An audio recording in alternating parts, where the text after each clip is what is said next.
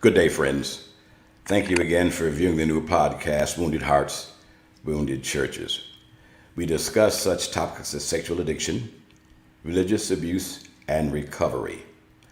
This live platform offers counseling sessions, meaningful question and answers, and a counseling continuum. The team includes Personnel Director, Miss Lolita, Technical Director and Program Director, Mrs. Tennille. Our program contributors include Ray Edwards, businessman, Pastor Larry Brown, Elder Dale Rude. He's also a historian and an engineer by profession. Also, Thomas J. Russell, founder of King Priest Program, which is a 501(c) entity. And Tabitha Ward. She's an accountant and holds 2 bachelor's degrees. And my name is Prince, a licensed counselor, founder, Antioch Youth Center, retired. Friends, the views and opinions expressed on this podcast don't necessarily reflect the views of Wounded Hearts, Wounded Churches staff. Be advised, these topics are somewhat sensitive and may be needing some advisor viewer discretion. Our focus, of course, is just 3 things: to implement, sustain forgiveness, reconciliation, healing. Those 3 things within Church of God. So join us in this process so we can see reconciliation throughout the church. We mentioned to you last session we were going to discuss forgiveness and healing in a wider arena. In fact, we want to touch on the homes, marriages, those settings. The policies and standards of forgiveness apply to any arena, may it be home, church, but those same proclivities can apply and get a blessing from it if we do it the biblical way. And so we want to, again, focus that if unforgiveness is in one area, it's malignant into other areas. So we want to be able to work through that process and enjoy reconciliation and healing. I do want to thank the saints for their communication. We've received a lot of mail, a lot of email, and I want to read a quick excerpt from we received this letter recently. I've seen and heard enough during my short lifetime to be a part of a hodgepodge of ministers who are judgmental, abusive, power-hungry, and insist that everyone believe as they do, or else withhold fellowship. I just don't fit in with these kind of people and hope I never do. I understand your point, but again, if they have some issues, we can discuss with them and talk with them, and at least we can be friends. Because if we love one another, who knows what God can do. Also, our special guest today, of course, always our listening audience. You can connect with us tonight with your comments or questions. You can go to YouTube, Church of God in Macon, Georgia, and you'll see the live chat, Wounded Hearts, Wounded Churches. Also, our PAC program for our anonymous chat, that number is 877-594-2841. We can display your questions, but will remain and have your privacy and anonymity. Our second guest, we're happy to have her, Sister Sandra Cavan. Sister Cavan. She attended Ohio State University, studied e-commerce. She's a minister's wife, a mom of 3 children, and we are glad to have her here tonight. I'm sure you enjoy what you're going to hear. And at this time, I want to turn it over to our program director, our personnel director, Lolita. Good evening, and we're so happy to have you with us tonight. Sandra, how are you? I'm well. How are you? Just fine. Are you ready? I believe so. Very good. I'd like to start a little groundwork for our understanding. Now, when you met Samuel, were you working? Did you go to church? Was it a career, lucrative, or was it just a job? When I met, when I met Samuel, I was in my career. I was in e-commerce, working for a pretty large company, making a pretty good salary. I enjoyed my job. It had a lot of perks. gave me the ability to travel quite a bit, and a lot of that we were able to do together. Um, and when I met Samuel, he was working actually for a Honda corporation and in the process of opening up his own business. Okay, when you saw that things were getting a little serious, what were your expectations of marriage? Um, my expectations when I got married was, I guess, the typical. You wanted to have a happy marriage. You wanted to be able to enjoy your spouse and just do things together. We spoke early on about whether or not we would have a family. We didn't want a family right away. We wanted to continue to enjoy one another. And I was religious um, when we met. I was attending church regularly. And, when things moved in that direction, it was scary, but I always wanted to be married. So I was excited. Explain to us about your first 5 years of marriage. First 5 years of marriage. Wow, we did a lot of traveling together. We enjoyed um, professional football games, basketball games. I had a client at the time who their business was in Detroit, Michigan, and they had box seats. We were able to attend Pistons game in box seats, and we just enjoyed one another. We enjoyed going different countries. Through my job, we were able to travel like places to Aruba, Mexico, Puerto Rico. I mean, we really just enjoyed our time together. There was a time that Mm-hmm. changed. Can you set that setting for us, please? Um, Through the course of our marriage, when I enjoyed at the time, my thing was happy hour. So I would enjoy going, with friends to a restaurant bar for happy hour. Or Um, my husband, on the other hand, he still liked to go to the club from, time to time, whatever. That wasn't my scene. Um, there had been a few occasions where the drinking that was taking place would cause some problems.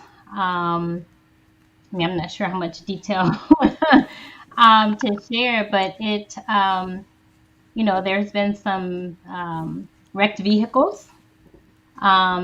There's been times where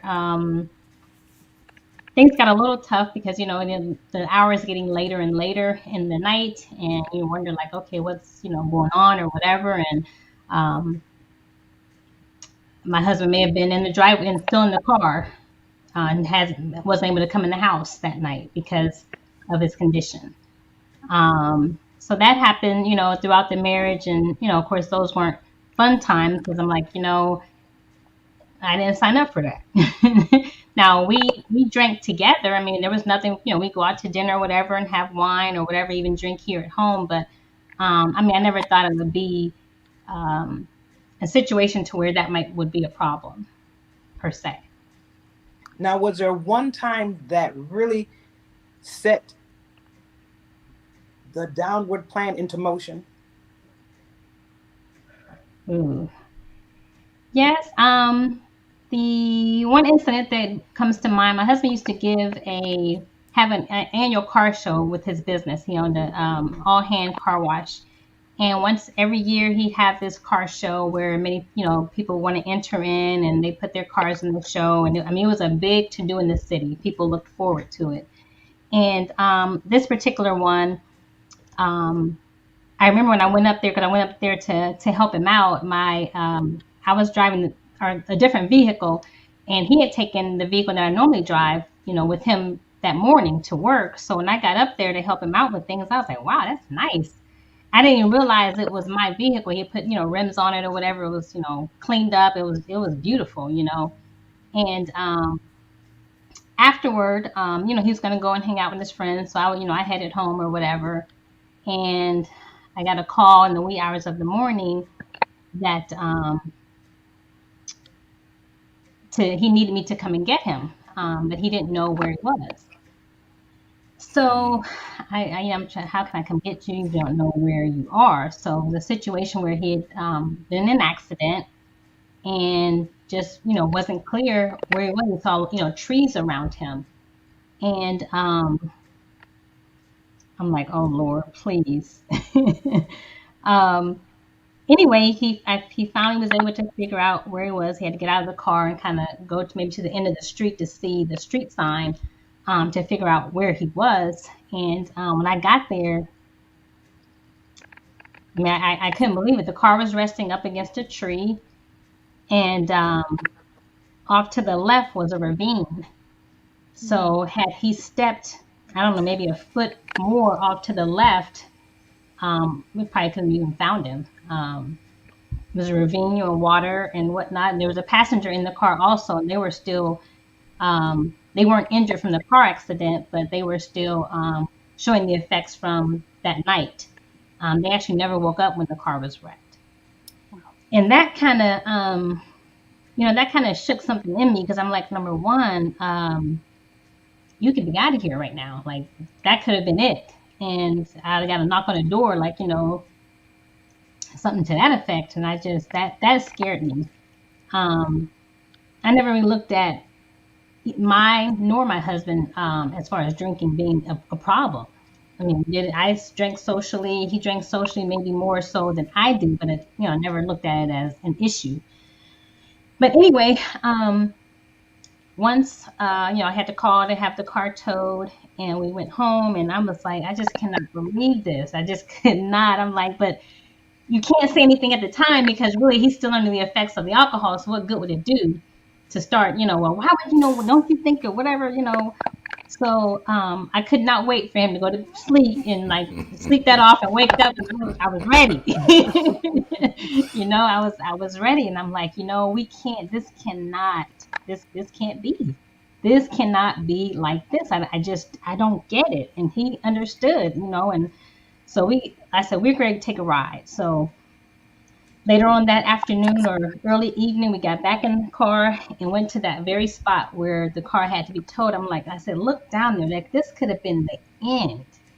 I wanted him to feel the hurt that I felt. I wanted him to, just really feel it. Like you could be dead, and I don't know. That was just really, that was an experience. As a result of that, I think later that day, maybe the next day or whatever, my husband had wrote me a letter promising that was it. I'm putting the bottle down, whatever. I'm not doing this, whatever. And if I ever do it again, you can leave me all the up into divorce me. And he signed it, and I signed it. Okay, cool. We're good now, But yeah, that's right. And how long did that last, my dear? I don't know, maybe a month or so, a couple months. And he didn't pick up just, going out per se. Again, it was like, well, you know what? I'm only going to drink at home, or I'm only going to drink beer. No more liquor.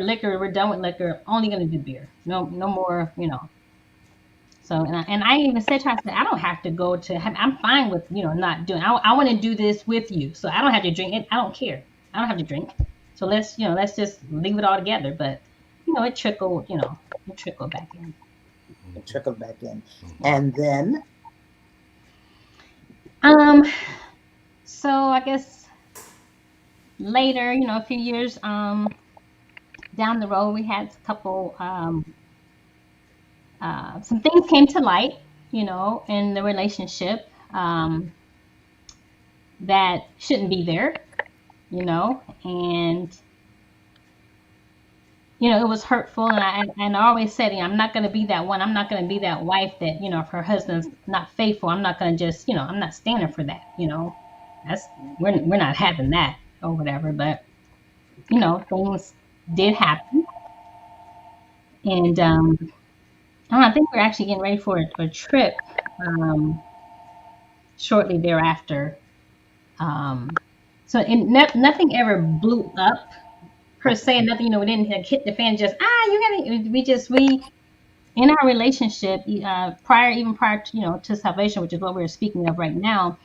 We didn't argue. We had a wonderful relationship. We did not argue. He's never called me out of my name. We've never had a all out just we didn't argue. And one of the things I wanted even early on was like we would never go to bed, you know, upset with one another. I never wanted to, being in corporate America, people come into work all the time talking about, well, their spouse did this or this, that, and the other. And that was never my conversation. He would send me flowers to my job, and I'm like, oh, he's making up for something. I was like, no, he sends me flowers because he's my husband. Like, not that he did something wrong. He sent me flowers to my job because that's who he was. So. But when the hurt occurred, it was very real, very palatable. It was real. Yes. Tell me how you felt during that time. And I guess I felt betrayed, I felt like I was a good wife, and what would be the reason for this? Like, why would that be necessary? I felt like I was doing all that I should be doing, I guess I just didn't understand it. I knew that a lot of his friends, quite a few of his friends, were not necessarily loyal to their mates, but I'm like, we're different, it's not gonna be my plight, so, but it did happen. Sister Tennille? Yeah, I had a question.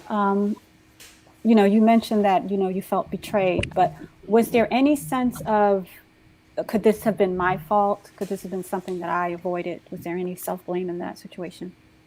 It was. I thought maybe I just wasn't, enough or something like that. I mean, I'm not from Columbus, so he knew. I mean, who didn't he know? You know what I'm saying? I just like everybody in the city knows who he is. It's like, and I kind of just had a couple associates, that I associated with, but my true friends really didn't live here, so I didn't know if I remember one time early in our marriage, we were sitting on the couch one day watching television. And I was kind of just leaning on him or whatever. And I'm like, am I too clingy? Do I need to like go upstairs and watch TV or like give you some space? Or, I just felt like, am I just too, holding on here too tight or what? But I did feel like part of it was probably something, a lack in me. Yeah. Now, Mrs. D.A. asked, why did you stay?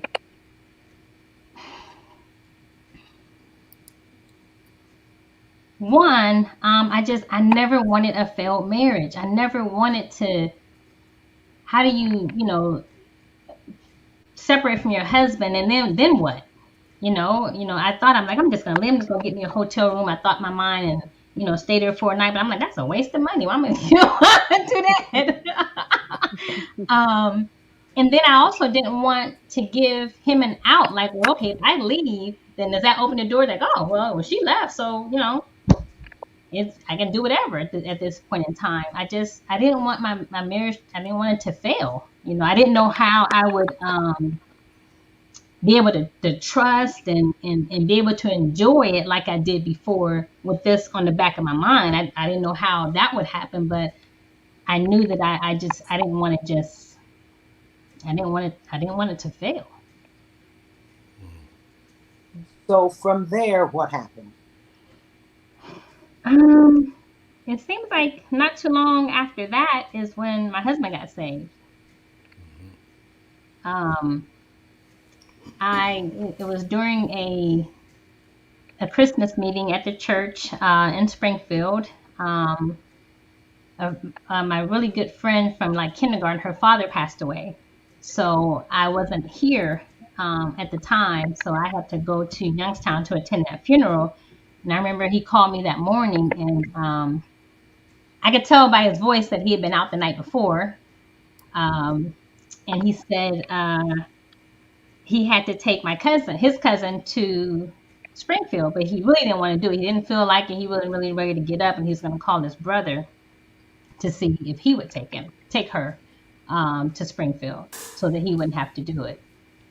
So I mean, never in my mind I didn't think that this was something that it never crossed my mind that okay, if he go to church and make it, that never crossed my mind that he would give his life to God at that time, because he was just going to take his cousin there. I didn't know if he was going to attend service.